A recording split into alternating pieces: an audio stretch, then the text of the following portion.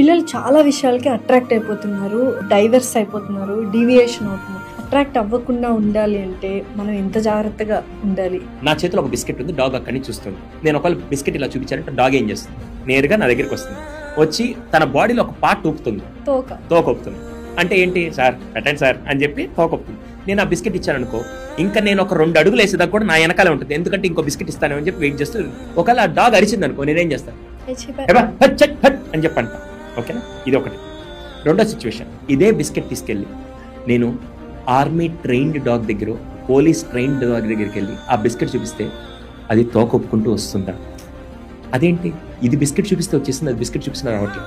Well trained ఒక అమ్మాయి క్యారెక్టర్లో కూడా వెల్ ట్రైన్డ్గా అంత కంట్రోల్గా ఉంటే రేపటి రోజు మనకి రెస్పెక్ట్ వస్తుంది, ఒక అమ్మాయికి కూడా రెస్పెక్ట్ వస్తుంది.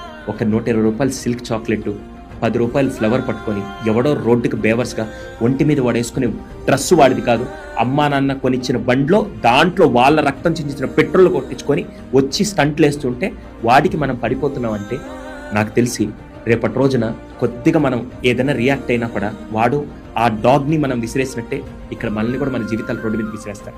దయచేసి మనందరం ఎలా ఉండాలంటే, అది అమ్మాయి అయినా అబ్బాయి అయినా ట్రైన్ డాగ్ లాగా ఎమోషన్స్ నువ్వు కంట్రోల్ చేసుకోగలిగి ఎవడొచ్చినా నీ క్యారెక్టర్ కొనలేని స్థాయికి నువ్వు ఎదగాలని ప్రతి అమ్మాయిని అబ్బాయిని నేను కోరుకుంటున్నాను.